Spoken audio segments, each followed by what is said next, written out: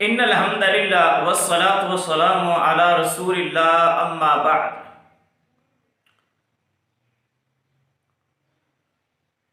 کچھ فقہا ایسے ہیں جنہوں نے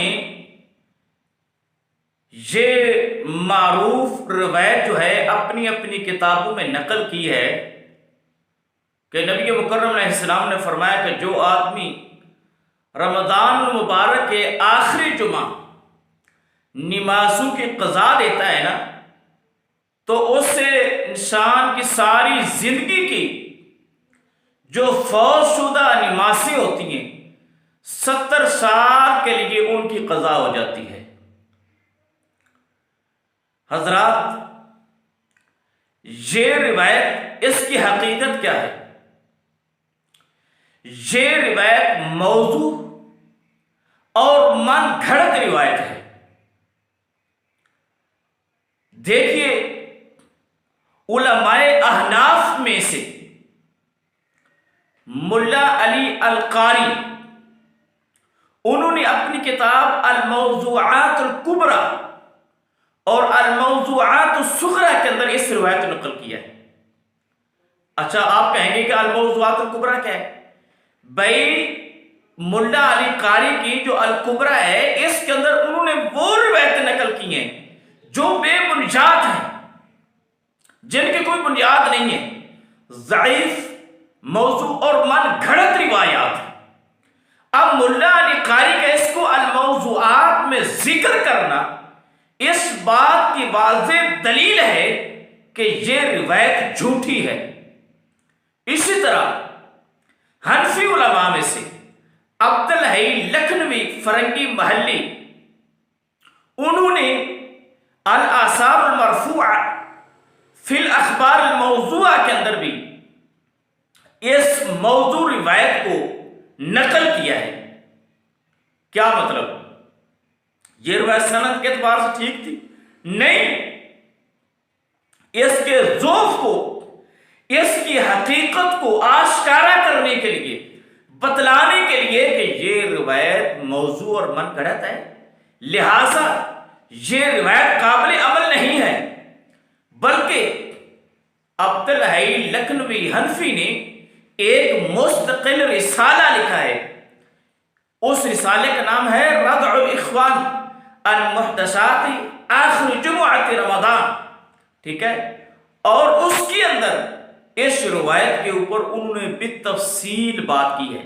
علماء اہل حدیث میں سے شیخ شوکانی علیہ الرحمہ، انہوں نے اس کو اپنی کتاب کے اندر نقل کیا ہے الفوائد المجموعہ کے اندر، اور اسی طرح ماضی قریب کے ایک عالم شیخ البانی علیہ الرحمہ نے صفت صلاۃ النبی صلی اللہ علیہ وآلہ وسلم کے اندر بھی اس روایت کو نقل کیا ہے اور اس کے ضعف اور موضوع ہونے کو واضح کیا ہے۔ حضرات، جہاں تک آپ کو یہ بات سمجھ میں آ گئی ہوگی کہ قضا عمری کے حوالے سے جو روایت پیش کی جاتی ہے وہ روایت بے بنیاد ہے، موضوع ہے، من گھڑت ہے۔ اب سوال یہ پیدا ہوتا ہے کہ جب یہ روایت ہی من گھڑت ہے، موضوع ہے، تو پھر اس موضوع اور جھوٹی روایت سے ایک دینی مسئلے کا استنباط کرنا وہ کیسے درست ہو سکتا ہے؟ ہمارے معاشرے کے اندر، لوگوں کے اندر یہ رجحان پایا جاتا ہے قضا عمری کا۔ لوگ کیا کرتے ہیں؟ ٹھیک ہے، سستی کرتے ہیں، اللہ کے حضور حاضر نہیں ہوتے، نمازیں نہیں پڑھتے، ٹھیک ہے؟ اور جب رمضان آتا ہے کہتے ہیں کہ آخری جمعے 5-10 رکعات پڑھ لیں گے اور ہماری گزشتہ جتنی کی جتنی فوت شدہ نمازیں ہیں ان کی یہ تلافی ہو جائے گی۔ بھائی، یہ دین اسلام کے ساتھ مذاق ہے۔ میں جہاں پر اس بات کو واضح کر دوں کہ دین اسلام کے اندر نمازوں کی قضا کی 3 ہی صورتیں ہیں۔ نمبر 1، نبی مکرم علیہ السلام جب خندق کھود رہے تھے، غزوہ خندق کے موقع پر، وہاں پر کفار کی طرف سے ایک ایسا معاملہ پیش آیا کہ دشمن سے ٹکراؤ کا خوف اور ڈر ہے، مسلمان مدینہ وہ خندق کھودنے میں مشغول ہیں، تو نبی مکرم علیہ السلام کی نماز عصر جو ہے وہ رہ گئی تھی۔ پیارے پیغمبر علیہ السلام نے جس کی قضا بعد میں دی، اور بلکہ اس موقع پر نبی مکرم علیہ السلام نے کفار کے لیے بد دعا بھی کی تھی، مَنَعَ اللَّهُ بُيُوتَهُمْ وَقُبُورَهُمْ نَارًا، کہ اللہ تبارک تعالیٰ ایسے لوگوں کے گھروں کو، ان کی قبروں کو آگ سے بھر دے جنہوں نے آج ہماری نماز وسطیٰ، نماز عصر کو ضائع کر دیا ہے۔ تو ایک یہ صورت ہے، یعنی زندگی میں اگر کوئی جنگ کی صورت بن جائے یا ایسی کوئی خوف کی صورت پیدا ہو جائے، آدمی نماز نہیں پڑھ سکتا، تو ٹھیک ہے وہ فوت شدہ نماز کی بعد میں قضا دے رہے، لیکن بعد میں قضا دینے کا مطلب یہ ہے کہ فوراً جب اس کو وقت ملا ہے۔ دوسری صورت من نسی عن الصلاۃ، نماز بھول گئے۔ اب بھولنے کا کیا مطلب ہے؟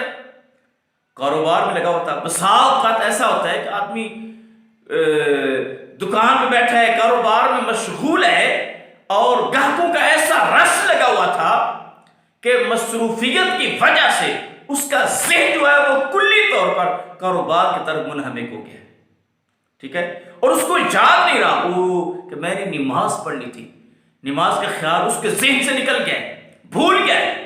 تو اب نسیان کی وجہ سے اگر نماز چھوٹ گئی ہے، فوت ہو گئی ہے، ٹھیک ہے، اس کی قضا ہو سکتی ہے، لیکن کب؟ 2 سال بعد نہیں، فَلْيُصَلِّهَا إِذَا ذَكَرَ، جب اس کو یاد ہے فوراً اسی وقت اس نماز کی قضا دے لے۔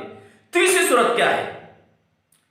اَوْ نَامَ عَنْهَا، نماز کا وقت ہے، سویا ہوا تھا، بیدار نہیں ہوا، ٹھیک ہے، نیند کی وجہ سے نماز رہ گئی ہے۔ نبی مکرم علیہ السلام نے فرمایا جب بیدار ہوا فوراً اس کی قضا دے لے۔ تو بھائی یہ نماز کی قضا دینے کی دین اسلام کے اندر صرف 3 صورتیں ہیں۔ بھول کر نماز طرح کر دیا، سویا رہا، نماز نہیں پڑھ سکا، یا جنگ کی صورت ہے، خوف کی ایسی صورت ہے، نماز ادا نہیں کر سکا، تو ان فوت شدہ نمازوں کی فوراً قضا دے سکتا ہے، ٹھیک ہے۔ تو یہ جو قضا عمری کا سلسلہ ہمارے معاشرے کے اندر رواج پا چکا ہے، اس کا تعلق دین اسلام کے ساتھ نہیں ہے۔ احادیث نبویہ سے یہ مسئلہ ثابت نہیں ہے، ٹھیک ہے، اس لیے ہمیں ایسے اعمال کے کرنے سے اجتناب کرنا چاہیے۔ دیکھیں، ایک آدمی ہے جان بوجھ کر نماز نہیں پڑھتا، بیدار ہے، سویا بھی نہیں، کاروبار بھی نہیں، نیند بھی نہیں، سویا بھی نہیں، لوگوں کی محفل کے اندر بیٹھا ہوا ہے، اذان کی آواز اس کے کانوں کے اندر آ رہی ہے، اس کو پتا ہے نماز کا وقت ہے، اور جان بوجھ کر نماز کو چھوڑ دیتا ہے۔ بھائی ایسے چھوڑی ہوئی، ایسے غفلت کی ہوئی نمازیں وہ قضا عمری سے ان کی تلافی نہیں ہو سکتی۔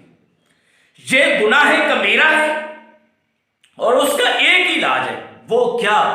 کہ آپ اللہ تبارک و تعالی سے توبہ استغفار کریں، اللہ مجھے معاف فرما دے، میں نے تیری نافرمانی کی ہے، تو نے اور تیرے حبیب علیہ السلام نے مجھ پر نماز کو فرض کیا تھا، میں نے جان بوجھ کر اس کو چھوڑا ہے، میں تیرے حضور توبہ کرتا ہوں، اللہ مجھے پچھلے گناہ معاف فرما دے، اور آئندہ سے میری جتنی بھی زندگی گزرے گی میں زندگی میں کبھی بھی نماز کو ترک نہیں کروں گا۔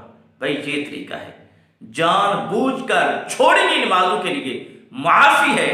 قضا عمری یہ نمازوں کی تلافی کا سلسلہ نہیں، بلکہ یہ دین کے اندر ایک بدعت ہے، اور ایسے نئے نئے کاموں کو کرنے سے اجتناب کرنا چاہیے۔ اللہ تبارک و تعالی ہمیں عمل کی توفیق عطا فرمائے۔